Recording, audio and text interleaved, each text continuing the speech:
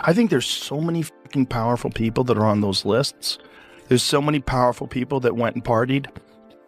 Air quotes, partied. And how many of them went to the Diddy parties? Have you been paying attention to the trial? Oh, yeah. Trials. What? Yo, wait a minute. Wait. The digital landscape just shifted as two of the biggest voices in media, Joe Rogan and 50 Cent, finally sat down to address the elephant in the room.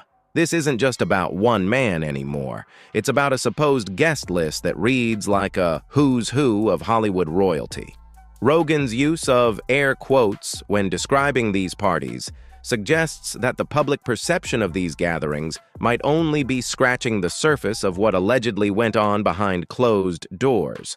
For months, the internet has been playing detective, but when a mogul like 50 Cent joins the conversation, the speculation moves from the fringe to the forefront of the culture. The tension is palpable because, for the first time, it feels like the protective bubble surrounding the elite is starting to thin. To ask questions like, were their decisions colored by certain things, and who got the benefit of the doubt, in that courtroom? Do you think that hip-hop culture was on trial as much as Sean Combs was? Look, if I didn't say anything, you would interpret it as the hip-hop is fine with his behaviors. There's no one else being vocal. So you would look at it and just say, because that mind your business, or let me not say nothing about nothing, or those things, it would allow the entire culture to register as if they're for that behavior. 50 Cent is drawing a sharp line in the sand, making it clear that the actions of one individual should not define an entire musical genre. He's essentially acting as a self-appointed gatekeeper, suggesting that silence from the hip-hop community would be seen as a silent endorsement of the alleged behaviors surfacing in the news. This creates a fascinating dynamic. 50 is positioning himself as the moral compass in a world where minding your business is usually the golden rule. The narrative is shifting from a simple legal battle to a fight for the soul of the culture itself. If the industry stays quiet, do they become complicit in the eyes of the public? 50 Cent seems to believe that by speaking out, he's preventing the entire ship from sinking with its captain.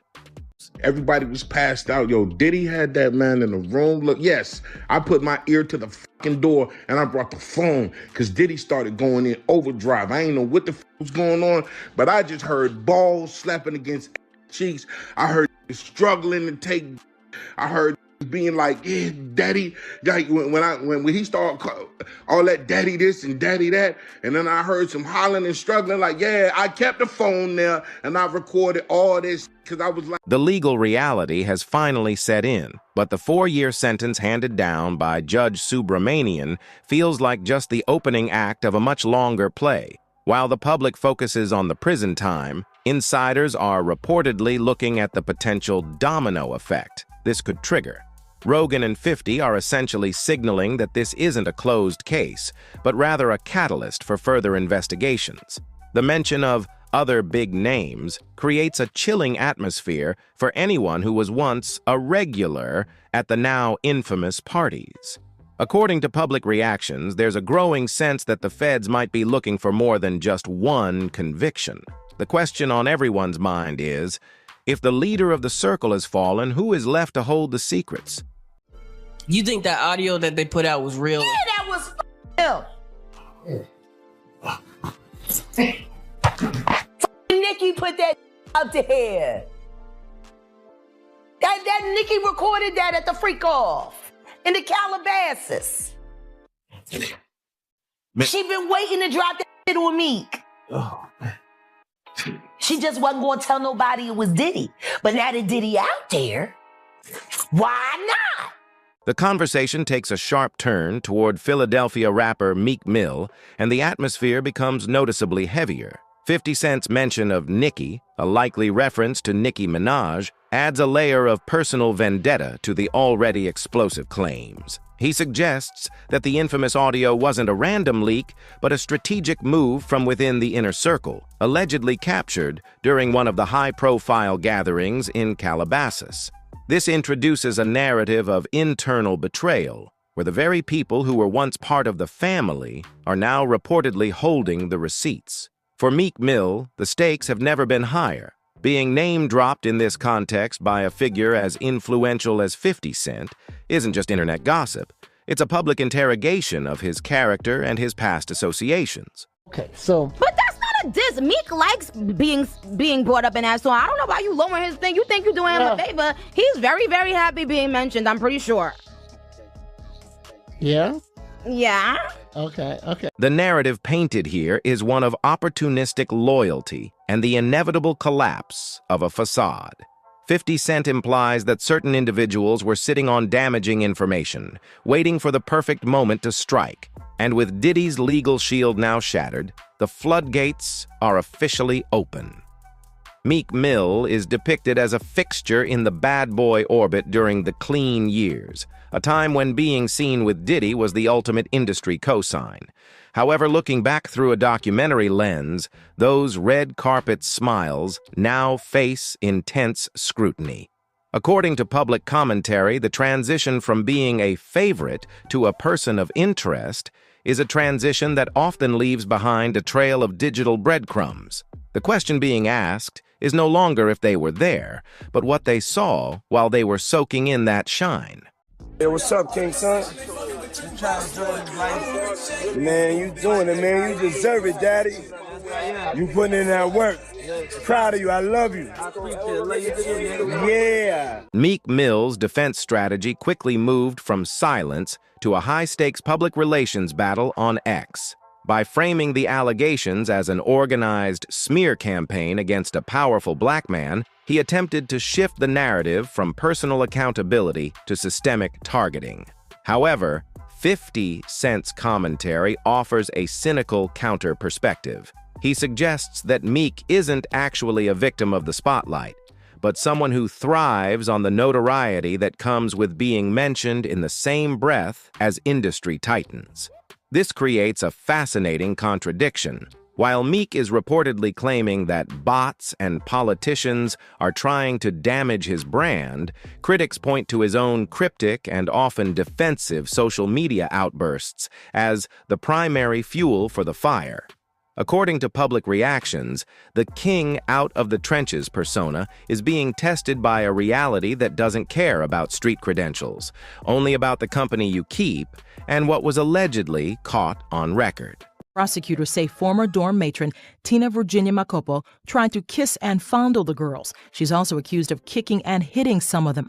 Macopo pleaded innocent to 14 charges of indecent assault, and criminal injury in South Africa. In the world of high-stakes crisis management, timing is everything. And according to social media analysts, Meek's timing felt more like damage control than a genuine denial. The moment the 4-year sentence was finalized for Diddy, the panic reportedly became visible. By dismissing the Mansion Party stories as mere blog gossip, Meek was attempting to delegitimize the sources, but the internet has a long memory. Critics point out that the more he doubled down, the more he seemed to inadvertently validate the idea that there was something to hide. It wasn't just about the words he was saying, it was about the frantic energy behind them. As the legal walls closed in on the bad boy founder, the proximity between the two artists became a liability that no amount of tweeting could easily erase. The question remains, was he truly an innocent bystander, or was he a key witness to a lifestyle that was finally being held to account? Yo, Sal, what's up? Yeah, y'all already know we playing out this real life. Real life. Yeah, you know Diddy gang, Meek Mill in real life. Don't ever disrespect me, you Talk heard? that shit, Meek. Yeah, Meek. This wasn't just a birthday party. It was reportedly a $25,000 display of excess at the Parisian Palace in Las Vegas, held the same night as the legendary Mayweather versus Maidana fight. According to the property manager, the event grew from an expected 850 guests to a chaotic crowd of nearly 900. While the world saw the high-fashion moment of Diddy and Meek in matching designer outfits, insiders claimed the logistics behind the scenes were far more specific. Reports suggest Diddy allegedly requested new locks for every bedroom door, with the only keys handed directly to him. This detail has fueled endless speculation in the comment sections, with fans asking why such security was necessary for a simple birthday bash. The public "I love you" exchange captured on camera now carries a much different weight, as viewers re-examine the dynamics of a friendship that looked more like a mentorship with no boundaries. You're hanging out with Diddy in his mansion in Miami, and Homeland Security rushes in while you're there. While I'm there, dolo. You're there by yourself. Yeah. With the, he has some employees there. And Yeah. Stuff. Yeah. So suddenly there's red dots all over your shirt. Yeah. I'm like, damn, this is crazy. The aftermath of that Vegas night was reportedly less like a celebrity celebration and more like a crime scene. Property manager Jason Haidt, who oversaw the Parisian Palace, recently came forward with staggering claims about what was left behind. According to Haidt, the cleanup revealed a disaster movie landscape: broken bottles, razor blades, and alleged evidence of heavy narcotic use. Perhaps most shocking was the confirmation of the body sushi setup, a detail that has since become a focal point for those criticizing the lack of boundaries at these events. Public commentary suggests that the anything goes atmosphere Diddy reportedly cultivated wasn't just about fun, but about creating an environment where the usual rules of society simply didn't apply. For Meek Mill, being the guest of honor at an event described in such grim detail by staff has made his claims of just vibing much harder for the public to swallow. Guests are canceling their interviews because they don't want to get blacklisted by Oprah. Who wants to be on the wrong side of Oprah in Hollywood? Who wants to be on the wrong side of Tyler Perry in Hollywood? Who wants to be on the wrong side of Steve Harvey in Hollywood? While the hip-hop world was reeling from the Vegas revelations, a separate but equally disturbing chapter in Oprah Winfrey's past began resurfacing in the digital discourse. The scandal involving Tiny Virginia Makopo, a dorm matron at Oprah's $40 million South African Academy, remains one of the most polarizing moments in the mogul's career. Though Makopo was eventually acquitted in 2010 due to a lack of corroborated evidence, the details of the 14 charges, including indecent assault against students as young as 13, left a permanent mark. Today's internet detectives are reportedly drawing parallels between how power is handled in Hollywood and how these international scandals were managed. According to critics, the fact that Oprah hand-picked her staff but was allegedly unaware of the atmosphere of repression reported by students is a narrative gap that many are now trying to fill with new, albeit unverified, theories. Diddy party stories, they're our favorite genre of anecdote, if you really? have one, yeah. Wow, okay, I've got a lot. I can't tell. I can't tell that one either. I mean, I'm like actually cycling through them. Diddy party stories. Man, that was like some weird memory lane. The sudden emergence of a specific highly controversial audio clip brought the Meek Mill conversation to a fever pitch. In the era of deepfakes, Meek's AI defense was a modern tactical move, but it faced immediate pushback from digital forensics enthusiasts and industry insiders. Reportedly, the Whisper Network suggests the recording didn't come from a computer program, but from a physical device hidden within the Calabasas inner circle. This distinction is crucial. If the audio is authentic, it shifts the story from internet bullying to documented evidence. According to public sources, the timing of the leak felt calculated, aimed to hit exactly when the public's patience with Diddy was at its thinnest. The bot narrative Meek is pushing is being seen by many as a desperate attempt to stay afloat in a sea of increasingly specific allegations that don't seem to be going away. The paper does manage to make it clear that you were not aware of Epstein activities. Did you know who he was? Yes, I knew him. I was introduced to him on my 31st birthday by my ex-boyfriend Flavio. He was always front and center at Victoria's Secret shows. Did you suspect what he was doing? No. When a public figure offers a six-figure bounty for the truth and then goes silent, the internet usually interprets that silence as a retreat. Meek's $100,000 challenge was initially seen as a power move, but as weeks passed without any investigative results or follow-up receipts, the gesture reportedly began to look more like a performative distraction. This skepticism was only heightened when old footage resurfaced of Meek describing a Homeland Security raid at Diddy's Miami mansion while he was present. His casual tone in the clip, describing red dots on his shirt as if it were a minor inconvenience, contrasts sharply with the gravity of a federal investigation. Public reaction suggests that being present for a high-level raid isn't just a crazy story. It's a sign of being deeply embedded in a situation that was already on the government's radar. You know, hopefully the truth will prevail. Yeah. We'll see what happens. Yeah, we got to just see how it plays out. Yeah. You know, I'm never going to stop being there for someone I consider to be a friend to me. As you should. I'm not going to turn my back. And it's like, I've been scrutinized just by being a friend.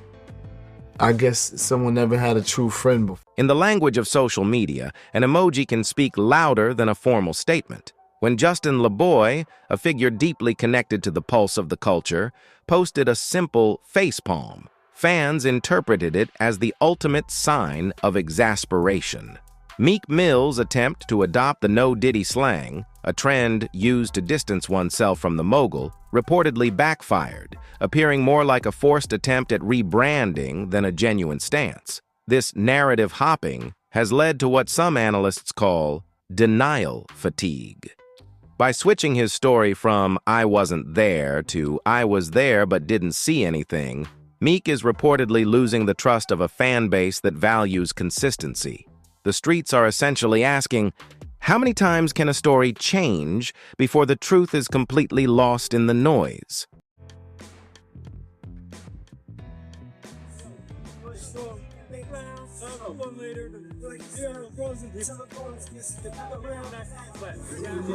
The conversation expands into the silent power of Hollywood's elite. Rogan and 50 Cent touch on a terrifying reality for many industry players: the fear of being blacklisted. The mention of Oprah, Tyler Perry, and Steve Harvey suggests an unofficial board of directors that allegedly controls the narrative in Black Hollywood.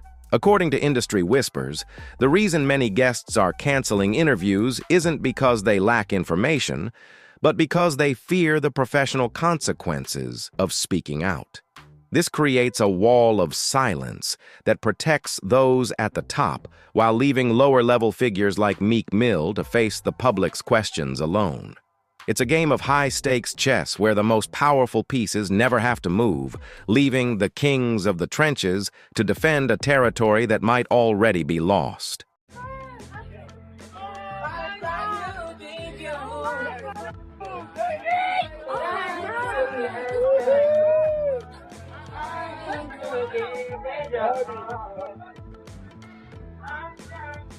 The dynamic has shifted from speculation to a cooperation watch. If Diddy decides to work with federal authorities to reduce his own time, the inner circle becomes a list of potential leads. The name Oprah Winfrey being loosely tied to this circle has the internet in a state of shock, yet some point to the historical overlap of these elite circles. According to public sources, the fear isn't just about a single party, but about decades of shared networking, philanthropy, and private events. If the feds are looking for a complete picture of the bad boy ecosystem, they may have to look into the very institutions that helped legitimize it. The timeline holding its breath isn't an exaggeration. It's a reflection of the reality that if Oprah is even peripherally mentioned in a federal filing, the entire structure of celebrity influence could crumble overnight.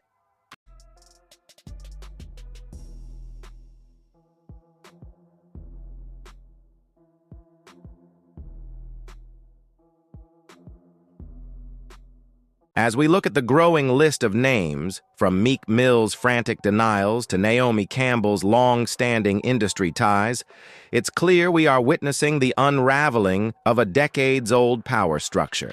The common thread among all these public figures is a sudden, desperate need to rewrite their history. Whether it's Naomi's alleged Madam vibes or Oprah's silent influence, the public is no longer accepting the polished versions of these stories. The heavy question remains. As the feds continue their deep dive, will they find a series of isolated incidents or a massive interconnected web of complicity that reaches the highest levels of global fame? One thing is certain. The silence that once protected the elite is being drowned out by the noise of the streets. The fallout is only just beginning, and the names we've discussed today might just be the tip of the iceberg. Do you think the industry's silence is a sign of loyalty, or is it pure fear? And more importantly, do you believe Meek Mill's version of events, or is there more to the AI audio than he's letting on? Drop your thoughts in the comments below. I want to know who you think is really pulling the strings in this situation. And don't go anywhere. Click the next video you see on your screen for even more juicy celebrity chaos, betrayals, and stories Hollywood doesn't want you to know. See you in the next one.